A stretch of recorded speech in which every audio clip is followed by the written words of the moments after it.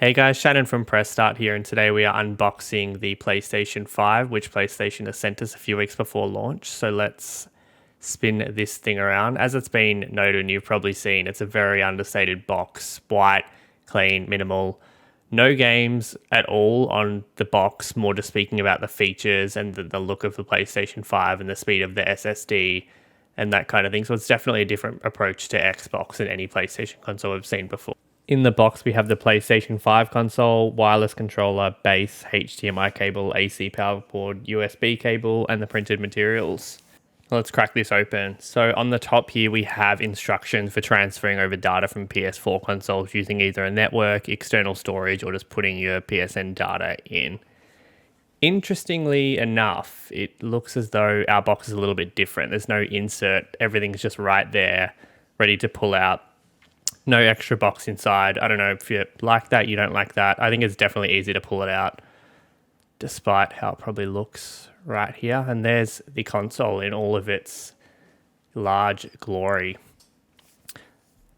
Let me just get rid of that.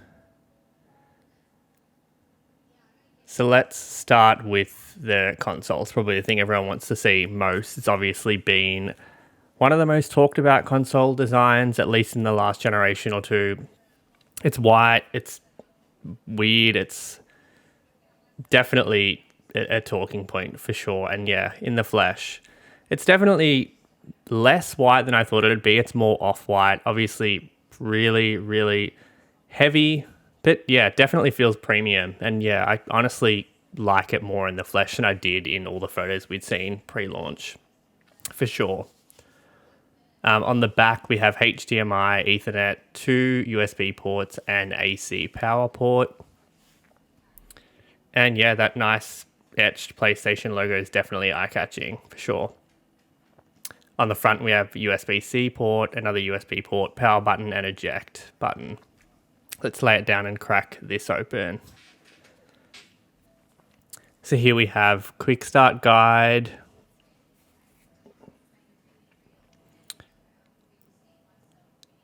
the AC power cord, obviously the brick is in the console as you'd expect. USB-C to USB,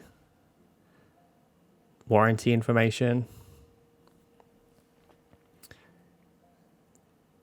The base or the stand for the console, which we'll get into a little bit later.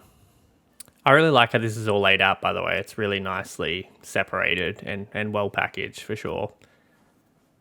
And last but not least, HDMI 2.1 cord, which may be a little bit shorter than what we're used to.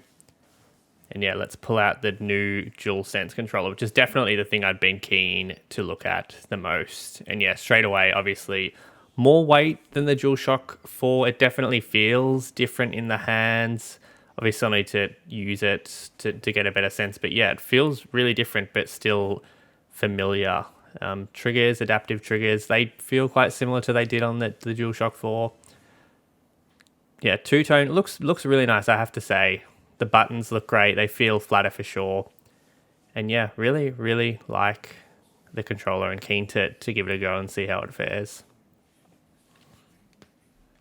I thought I'd quickly just try put the base on while I'm filming this. So let's give it a go in the horizontal position, which is definitely easier. You just sort of snap it on where the PlayStation symbols are at the back of the console, and then it should sit and help stabilize the console nicely, which it definitely does. And then in the horizontal position, which is definitely a little bit more work, you need a flathead screwdriver. You sort of just pull out the little rubber thing at the bottom of the console and then put the hook at the back of the console, screw the screw in with the flathead screwdriver, and then you essentially want to place the little black cover in the bottom of the base. It's like magnetic and sits in quite well, but definitely feels like you could potentially lose it at some point for sure. But yeah, definitely a little bit more work than you would want, but you shouldn't be changing it too much unless you're constantly moving the PlayStation around. But yeah, both great solutions. Anyway, let's wrap this up. I'm excited to get it plugged in and start playing some games and get a sense for the DualSense controller and start playing with the UI and that kind of thing. Obviously, we're under embargo, as is everyone else in the world, so we can bring you some impressions on Astro's Playroom, the DualSense controller, a few other little bits and pieces until some more in-depth stuff starts kicking off. But yeah, definitely pay attention to the site. And yeah, subscribe to our channel, as we'll definitely bring more video content over the coming weeks and in the future. It's been pretty fun, to be honest. On that note, thank you. Bye.